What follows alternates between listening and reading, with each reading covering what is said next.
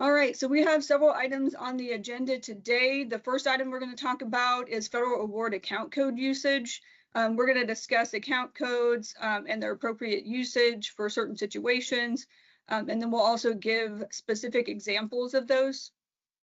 And then we're going to talk about subrecipient, beneficiary, and contractor. This seems to be something that comes up a lot. So we're going to discuss the relationships between these three and the differences between those. We're also going to talk about uniform guidance updates. As most of you are aware, there's been a major overhaul of the uniform guidance recently, and several updates have been made. So we're just going to do a recap of those important dates related to this. And just letting you know, if you're not on mute, please mute your line. Thank you. Also, we're going to talk about clean energy tax credits. We're just going to do an overview of this and what's available for state agencies. And then we have some resources available to the agencies, as most of you are probably aware, but we're going to go over those resources that pertain to what we're talking about today and where those resources can be found.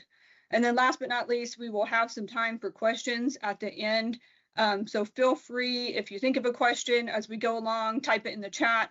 Just know we'll address that once we get done with the webinar. Right, so our contact information, this shows the email addresses for myself and Gayla. As most of you know that are on this webinar, it's just the two of us on the federal reporting team, so you've probably seen correspondence from one of us or both of us. We also have a federal reporting inbox, which is federal.reporting@ks.gov, so you may have seen some correspondence from that inbox as well. Feel free to send us any questions or comments that you may have to that inbox. You can also send us questions to our emails as well. Our phone numbers are listed on there if you want to have a conversation about something. Teams call is always good as well. All right, so the first topic we're going to talk about is federal account code usage. And so there's three main issues that we want to discuss relating to reporting of federal expenditures. And these are just issues that have came up across the years, and some of them being repetitive. So one of those is just not using the correct account codes when drawing down and passing through federal funds. And we're going to talk more in detail about this and give some specific scenarios of those.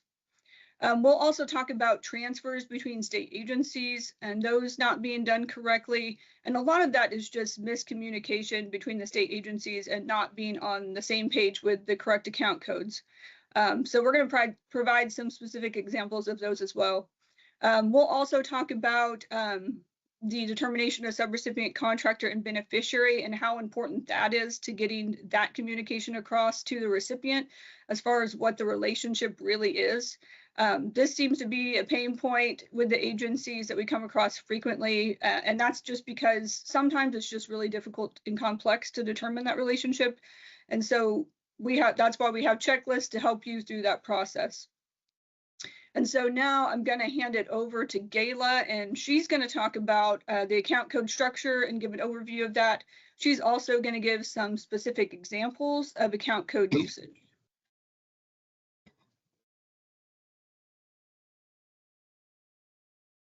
Good morning. Can you change to the next slide, please? Okay. Like Jill mentioned, we're going to review the account code structure and discuss codes used in transactions, especially those used in federal reporting or those transactions involving federal funds. As you know, how you code transactions makes a big difference. It affects all kinds of reporting, like reporting the Office of Accounts and Reports does with the CFA, the Act for, it affects reporting your agency does to the federal government. It affects purchase orders because the account code you put on the PO goes to the invoices. It affects budget analysis and all kinds of things. On this slide, you see just an outline of expenditure account codes. You see those first ones are ones you're very familiar with, the 5.1 for salaries, 5.2 for contractual services, which are services for the state or that benefit the state. 5.3 are things, goods like, materials, supplies. 5.4, your capital outlay, your large items like computers and land. The ones that are highlighted are ones we're focusing on. Starting with the 5.5 category, you'll see that's grants, claims, and shared revenue. Underneath that, you have the 5.50, which is the federal aid payments. Federal aid payments are grant payments generally and almost always to I can't even say it today, subrecipients that carry out the work or purpose of a grant. Subrecipients are usually like local governments and nonprofit organizations. Also, you'll see underneath that, the 5.51 is the state aid payment category.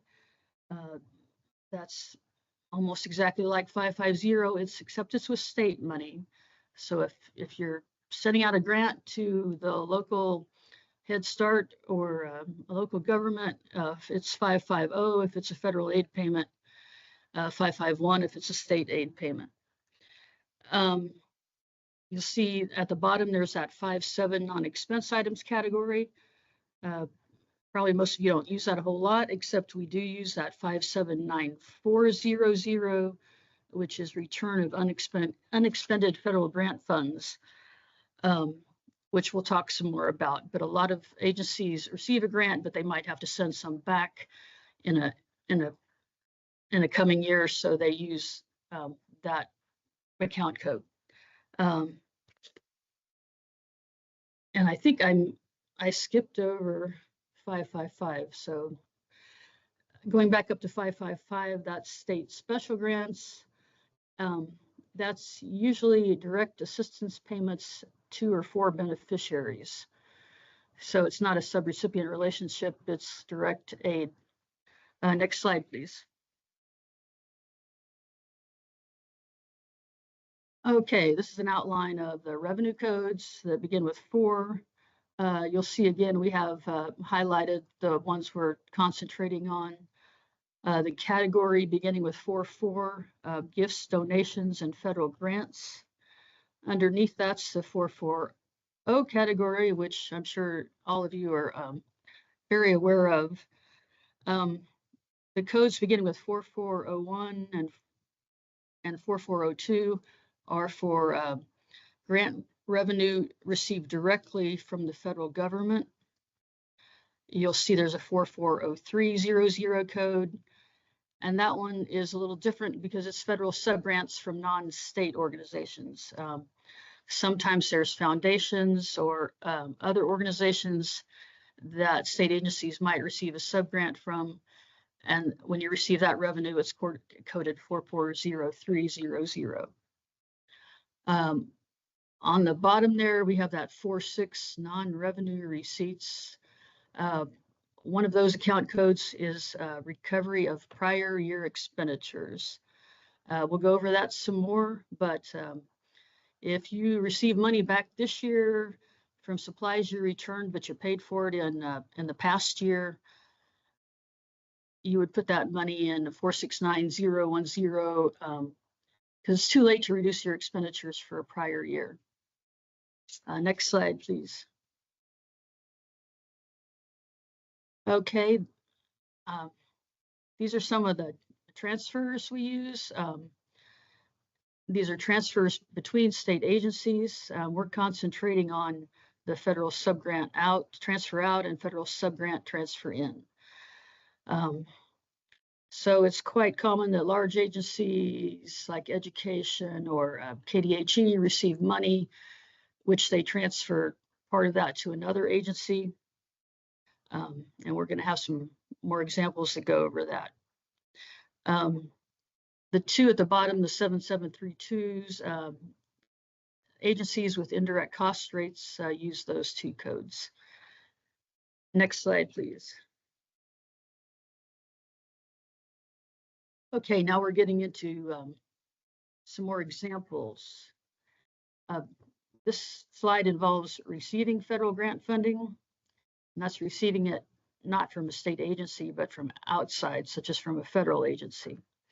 So we've got the 4.4.0 code here, the federal grant revenue.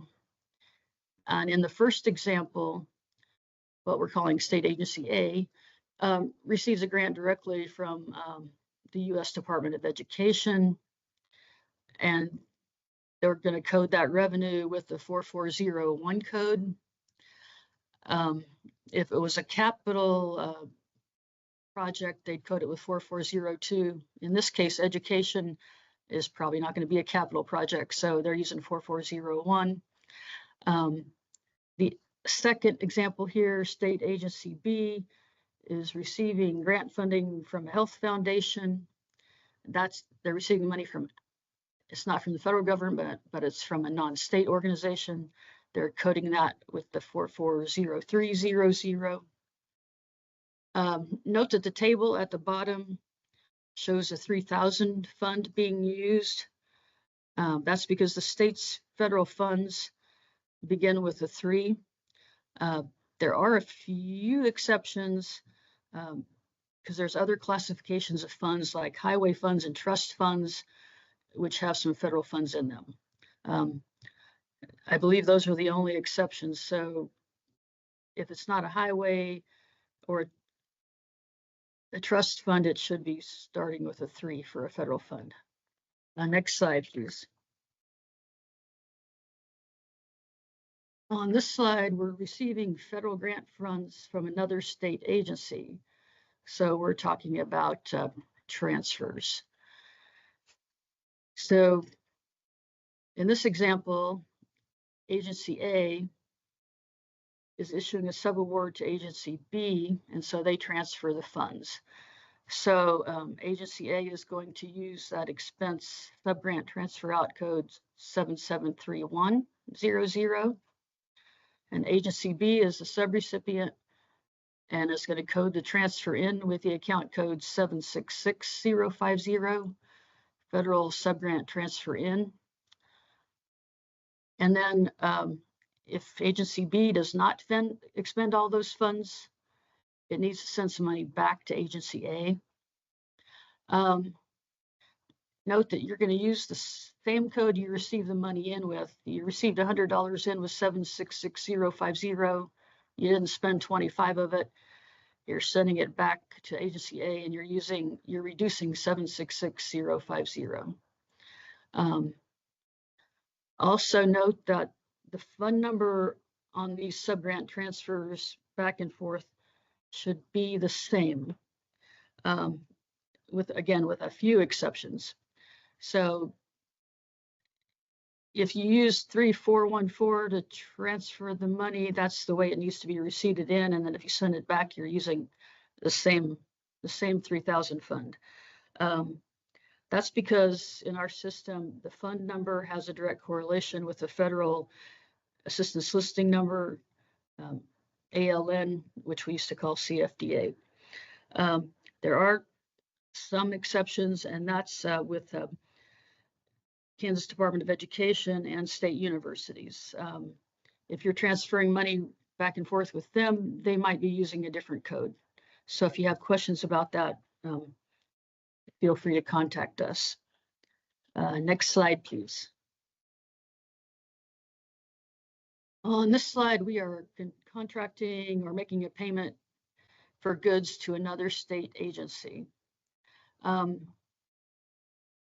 this, okay, so this example, we have that agency A is paying OITS for communication services, like most of you probably do. So OITS is going to use the appropriate expenditure account code. You're not transferring money like for a subrecipient, you are paying for a service. So agency A is using 520500. OITS, because it's a service they're billing for, OITS is going to record the revenue with a 42, with a code starting with 42, because that's a service charge account code. They charge for a service, they're being paid back. In example 2, we have agencies A and B are working on a project together. So agency A is going to buy some supplies for this project. Agency A, we'll say, spends $100. Agency B is going to pay part of that back to them. Okay, so agency A used that 53 account code, commodity code when they purchase supplies. Agency B is going to use that same code, whatever it's for, office supplies, or, and which starts with a 5.3. So when Agency B pays Agency A back, Agency A is going to receive that money and basically reduce their expenditures with a 5.3 code. I think I said that a little fast, but also when Agency A receives Agency B's share of the money, they're going to use the same fund that Agency A used in the first place. It doesn't have to be a federal fund, it could be any fund, but Agency A needs to use the same fund both times. So basically Agency A pays 100, Agency B pays their half 50 back to them, and then Agency A is reducing their expenditures by that $50. Okay, next slide, please.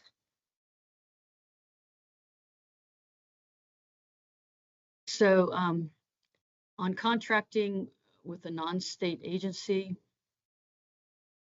state agencies often need to contract with outside agencies or companies, such as for professional services, for consulting, construction, engineering, commodities, like there's big office supply contracts like with Staples. So when you're paying funds to a non-state agency, and in this example, if you're paying funds for contractual service, that's going to start with the 5.2 code. So in this example, you have the Department of Administration is paying CLA, our audit firm, for auditing services. We're using that account code 527,800, which is specifically for auditors. But basically, if it's a service, it's going to start with 5.2. If it's a commodity office supply contract, it's going to start with 5.3. If it's for like construction, it's probably starting with 5.4. So basically, this is just showing you when you're paying outside agencies, you're using, like you always do, the 5.2, 5.3, 5.4 codes. It could be a federal fund, it could be another fund. We just wanted to point out at the bottom, we have that, just remember that all purchases and contracts, you need to follow state procurement policies. And if they're funded by federal grants, the federal regulations are also applicable. Next slide, please. So we have subgranting funds to non-state agencies. Many of the large state agencies subgrant funds to local governments or nonprofits like health departments, schools, Head Start. And this is not to obtain services for the state.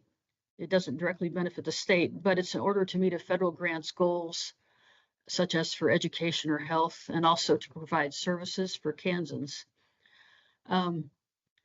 Funds passed through to a non-state agency as a subrecipient are reported as an expenditure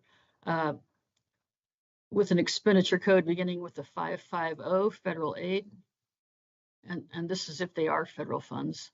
Because remember, state aid starts with 551. So in this case, we're talking 550. So our example here, the state agency subgrants federal funds to the city of Topeka. The correct code would be 550100, federal aid to local government. If the funds instead were subgranted to a nonprofit organization, the correct code is going to be 550600, federal aid to qualified nonprofit organizations. And you'll see the little table below, we basically have that outlined for you. It's showing the Fund 3000 for federal funds, which goes with the 550 account codes. Next slide, please. Payments for aid and assistance to beneficiaries. Many of the larger agencies like Health and Environment and DCF and KDADS grant funds directly to assist beneficiaries, so their funds are directly to the beneficiary or directly for the beneficiary, like food, shelter, health. So the funds paid directly to an individual who's the end user of the assistance are coded with a 555, which is the classification for that in the policy is state special grants. A beneficiary is usually an individual. A lot of you have heard about the ARPA grants in the past several years, ARPA, and before that we had CRF. In those cases, the beneficiary could have been an organization, because with ARPA, we were paying small businesses, not for services, but to help them get grant funds to stay in business during the pandemic. So in that case, beneficiaries could have been an organization. Usually it should be a person. Our examples are KDHE makes a payment to a hospital for an individual with Medicaid. They're paying the hospital bill. So the federal portion of that payment is going to be coded with 555. 260. There's also a code for the state money, but the federal money gets coded that way. Then DCF KDADS has a fund 3000, and they're sending money to an individual for food or shelter. They're using a 555 200 code for the federal portion of that transaction. So the 555s should be for beneficiaries. There might be an exception or two, but for the most part, it should be to an individual. Next slide, please. On that last one, I said to an individual. It can be to, like we showed with the Medicaid example, it could be to a hospital directly for the individual. Okay, on this slide and the next slide, we have a reference table with examples that we went over in the previous slides. We recommend you save these or print them out for future reference. I'm going to go through them real briefly, but basically they're what we just talked about. On the first part, we have the receipt of federal grant funds. We're concentrating on federal funds here, so we have that fund 3000. We have transfer of federal grant funds between state agencies in the middle. That shows you those account codes, and if they're expense transfers, revenue transfers. There again, there's a note there on those transfers back and forth. The fund numbers should be the same, except if you're dealing with universities or KSDE. On the bottom there, we have purchasing contracting between state agencies using federal funds. So we have that you're paying with 3000 since we're concentrating on federal funds there. The last part is sort of highlighted all together, those three lines, because it's sort of grouped together, because that's that example where agency A and agency B are working together and one's paying the other one back. Okay, next slide, please. Okay, and this slide has the a summary of the other examples we went over, the subgranting funds to a non-state agency. On that line, about the third one down that says state agency receives unexpended grant funds back from the local government or nonprofit. So if you send a subrecipient a grant award, they sent you back some of the funds they didn't spend. They sent it the year after you send it to them, because usually it takes a while to get through your grant. So it's the next year before it's all final. When you receive that money in, you'd be doing a recovery of prior year expenditures. It's a 569010 or 010. There is still a federal recovery code, which a couple of agencies are still using. For right now, it's still fine to use that one. They're both in the 469 code. That federal recoveries is 469040. Then the only other thing I wanted to point out at the bottom there, where it says returning unexpended federal funds, that bottom line says state agency returns unexpended federal grant funds back to the federal agency. Okay, my agency didn't spend all of our federal grant, the grant's over. I have to send it back. It's probably going to be the next year. We're using that 579400 code, expenditures, non-expense items, to send that money back to the feds. If it happens to be the same year you receive the money, you can reduce the revenue with 440 code. I believe that does it for this slide, and now we're going to go back to Jill for a review of subrecipient, beneficiary, and contractor. All right, thank you, Gayla. Before we get on to subrecipient, beneficiary, contractor, someone had asked about the slides, and we do plan to send those out to the people that are on the call today, and we will also have those available on our DA-CFA team site. So if you don't have access, the recording will also be on there too. If you don't have access to that team site, it's a DA-CFA, please let us know, send us an email, and we will get you access to that. All right, so subrecipient, beneficiary, and contractor. So this seems to be an issue that comes up every year, and it's mainly because it's not always cut and dry as to the relationship between these three. It can be difficult to determine, so I think that's why it comes up so often. So we're just going to go over the definitions real quick. According to 2 CFR 200, they are as follows. So subrecipient is an entity that receives a subaward to carry out a part of a federal program. However, as Gayla mentioned earlier, this does not include an individual that is a beneficiary. And then beneficiary is usually an individual who is the end user of the assistance and or who is benefiting from the assistance. However, as Gayla mentioned earlier as well, with the CRF and ARPA funds, which is also known as the coronavirus relief funds, businesses and nonprofits and educational institutions, they may also be considered beneficiaries. And then contractor, that is usually an entity that provides a contract in which a recipient conducts procurement transactions under a federal award. And again, those are the definitions directly from the 2 CFR 200. All right, and so determination of subrecipient, beneficiary, contractor, it should be based on the substance of the relationship more so than the agreement itself. So sometimes we've seen agreements come by our office, and sometimes it looks like a contract, and it may even say the word contract within there, but it's really about what is that relationship, what's the substance, what's actually occurring between the two of you, and what is that determination, how should it be made? And this is why we have those checklists, just to help you along with that determination. So keep in mind, judgment must be used in making the determination, and it should be documented. Also, like we mentioned before, we have 2 checklists that's available for the agencies to use. You don't have to use the checklist, but they're there for you.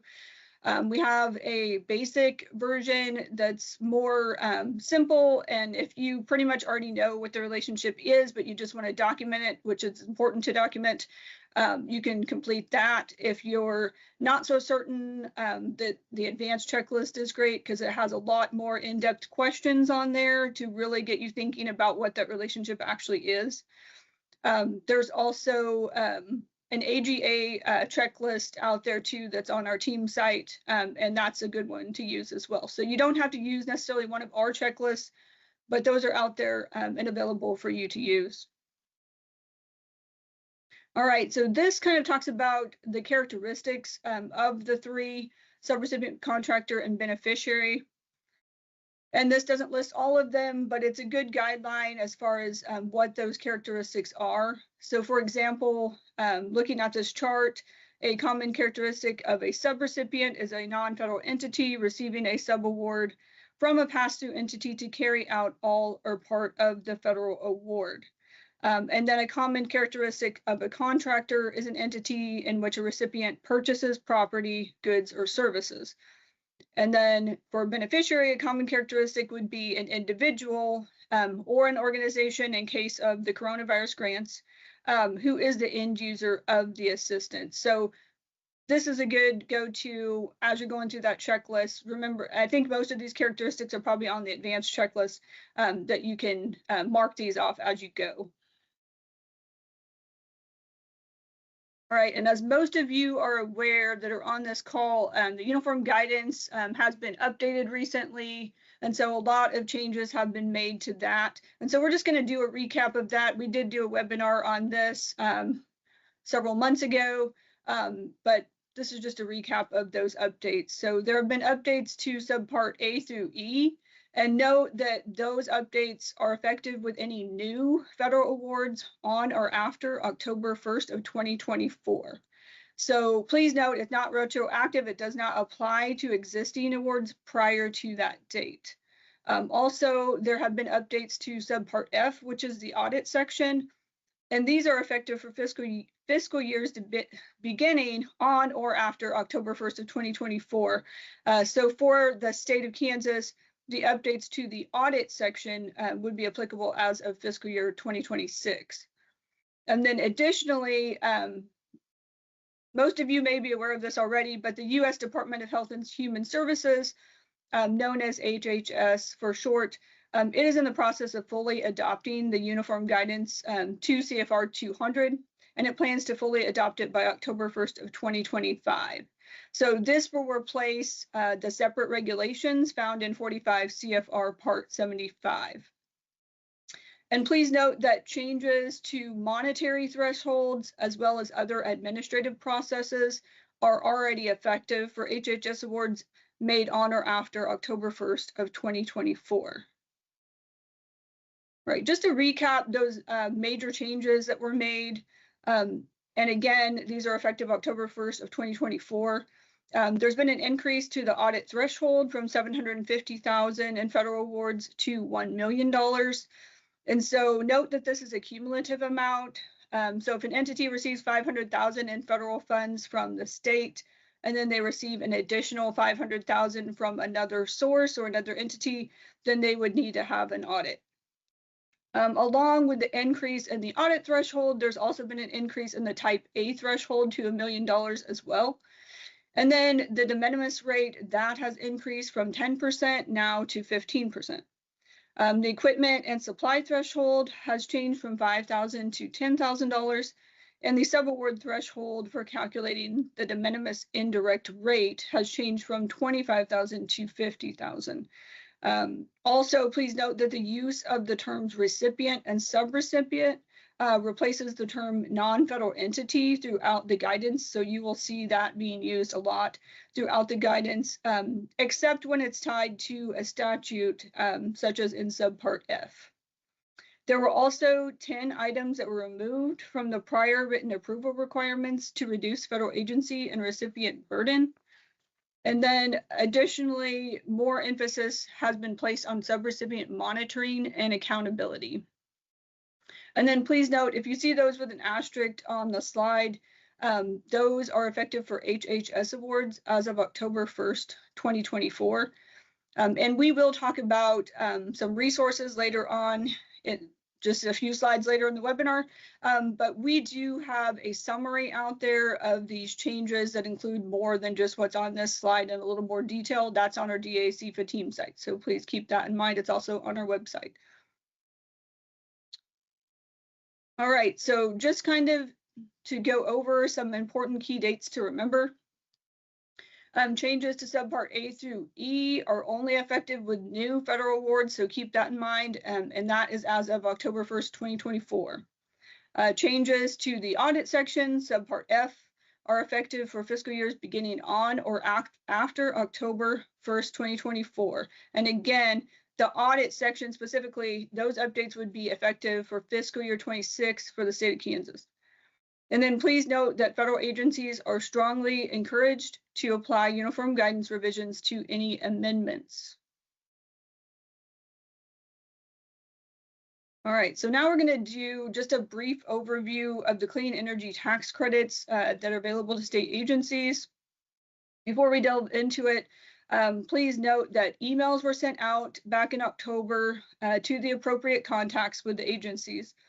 So as of right now, we're only aware of 3 agencies that have contacted us and let us know that they have some property and or equipment that may be available for the tax credits.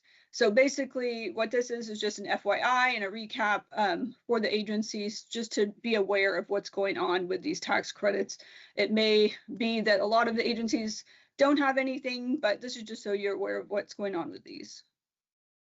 All right, so the federal reporting team within the Office of Accounts Reports, we have been designated to oversee the clean energy tax credits that are currently available to state agencies. This is under the Inflation Reduction Act of 2022. However, with everything going on right now, the tax credits could be subject to change. Gayla and I both attended a CLA webinar yesterday, and they said at this time, it looks like they're still in place. So nothing has changed yet on those. So as of right now, elective pay tax credits are available as of tax year 2023. And this goes up to 10 to 20 years for some of those tax credits. All applicable tax credits should be included on the 990T for the state of Kansas. That's due to the IRS by November 15th. Some of you may not be familiar with the 990T tax return. Right now, it's based on unrelated business income for the universities. But in addition to that, these tax credits will be added to that 990T. And then the IRS did launch a clean energy credit portal in December of 2023. So this portal is so entities can pre-file their tax credits ahead of time. And this needs to be done at least 3 months before the due date of the 990T. So we're working with those 3 agencies on getting that information into the portal. We have not started entering anything yet, but we plan to work on that soon. And those will be entered into the portal by the end of June, anything that's going on the next tax year. All right, so we're just going to go over some of these tax credits that are available.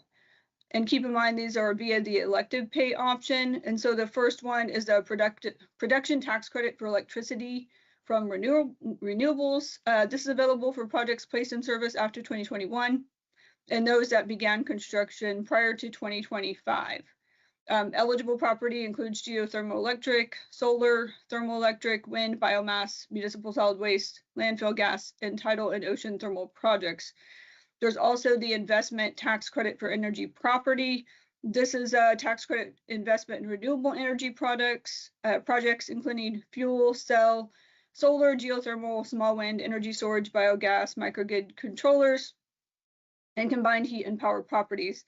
These are available for projects placed in service after 2021 that began construction prior to 2025. So for those 2 tax credits, the production and the investment tax credits, construction will have had to been started by January 1st, 2025 in order to be eligible.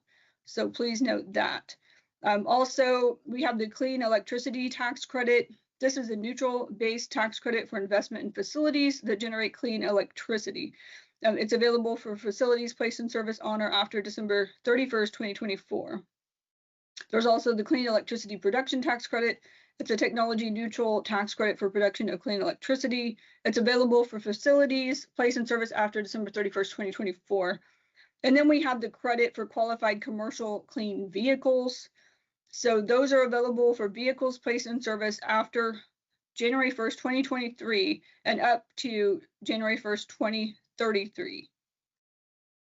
There's also the alternative fuel refueling credit.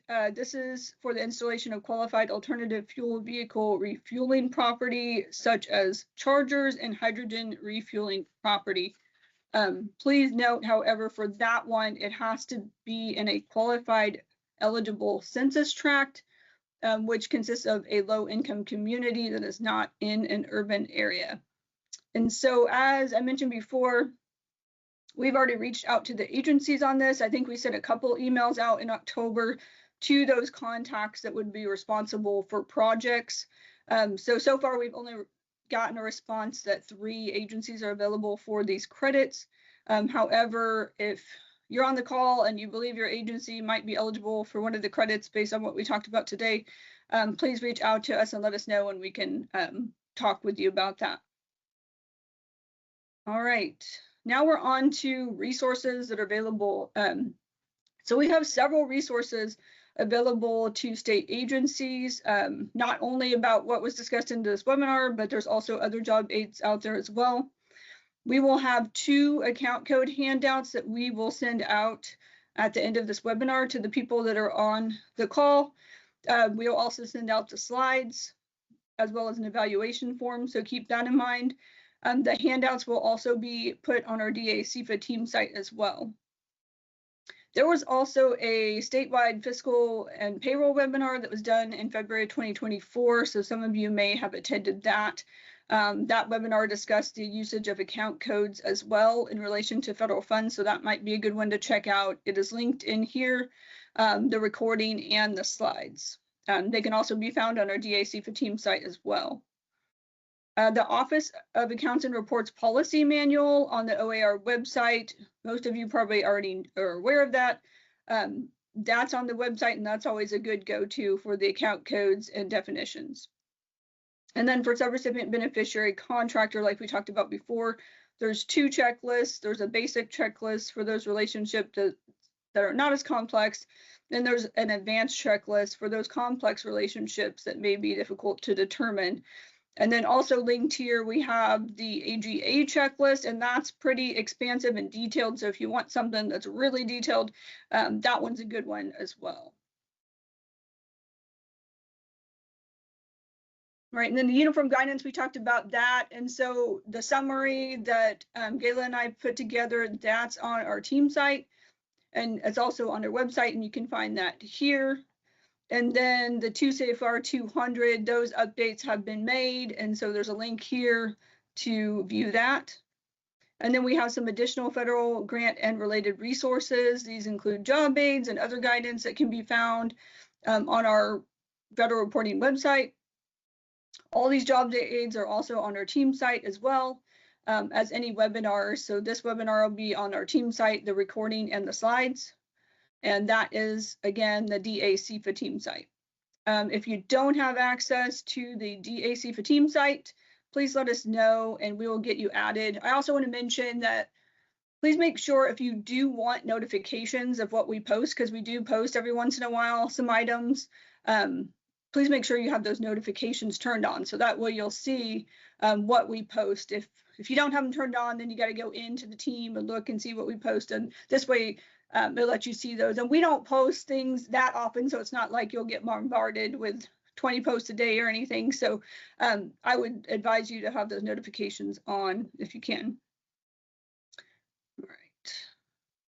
So clean energy tax credits, we already talked about those, but this is just for your information. If you're curious about them or want to know more about them, here's some links. The IRS has several pages on their website. This includes a summary specifically relating to states and local governments. That's a good starting point if you just want to know about the tax credits and are just curious. There's also a list of credits and deductions under the Inflation Reduction Act of 2022 linked here. Information on the commercial clean vehicles. And then the publication of 5817G, that lists the tax provisions and descriptions for elective pay eligible credits. And it talks about what credits are available. That's also a good one if you just want to know about it. And then there's also an IRS web page related to FAQs on elective pay and transferable credits.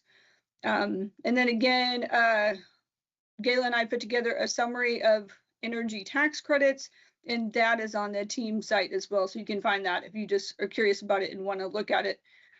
You can find that there as well. We also have a clean energy team site specifically for those agencies that do have eligible credits, and so they have access to that site. However, you're more than welcome to request access if you want to look and see what's on there. The individual agencies, their channels are locked, but the general channel that has all the information, these same links up here, that is available. All right, so now it's time for any questions that you may have, and I do see that there is some in the chat, so we will look and see what those are, and we will try to address those. So I'm going to go back up to the beginning, and it looks like somebody asked about And it looks like Barbara responded. It was, if we have an account code question in the future, who would we contact? Often we are dinged for choosing an expense account code we thought would work. So we'd like to have someone we can contact when coding a large purchase and are debating between two expense codes. So thank you, Barbara. She responded to contact the AR pre-audit at ks.gov. So that's ARPREAUDIT at ks.gov if you have those account code questions. And then, of course, the slides, we will have those available on our DAC Fatim site, and we will send those out to those on the call today. And then someone had asked, if a subaward started prior to 10/1/24 and award period has 2 years with an option to renew 2 additional 1 terms, do the new changes apply to this subaward if the federal award funding this subaward is done annually? So for example, if 10% de minimis rate was used by subawardee in award, does the de minimis rate increase to 15% in second year and renewals, or stay the same throughout the award? Okay, that's something we'll have to chew on a little bit. My first thought, and so I think we'll need to get a little bit more information from you, Brian, just to make a clear determination there on that. You said the subaward started prior to October 1st, 2024, but then it was renewed for 2 additional terms. Is that correct? My first thought would be that for those 2 years that it would still be under the old rules, but on those additional terms, it's possible the federal grant would put in new conditions. I mean, yeah, we can check some more on that, like Jill said. Because I know in the previous slides, we had mentioned about any amendments, that those updates to be added to those. So if there are amendments, then I would agree with Gayla that then those updates would be made to the amendments. But we will double check that and get back with you on that, Brian. But if the first 2 years is all the same award and there's the federal government doesn't make any amendments to it, it should still be under if there's no original. Any other questions? Anything I missed in the chat, or if anyone wants to unmute and ask a question? And then just letting you know, our next webinar that we are planning will be the CIFA webinar, and so that will be in July, and we will send the documents out around that same time. So I know it's a ways away, but year end's also coming up and it's sneaking up on us. So July will be here before you know it. So if you have anything that you want to discuss specifically on the CIFA, or we're also planning on having a fall webinar. So we are looking for topics for that as well. So keep that in mind and send us an email and let us know if you have any specific topics. We will also send out an evaluation form with the handouts and the slides. And I think on that, it asks about any future topics that you want to discuss. So please share anything that you want to discuss or want us to go over. Anything else? Any other questions? Going once, going twice. I heard it's really nice outside, so hopefully you get a chance to go outside today. And so we thank you for joining us this morning. Have a great rest of your day and a great weekend. Thank you, everybody.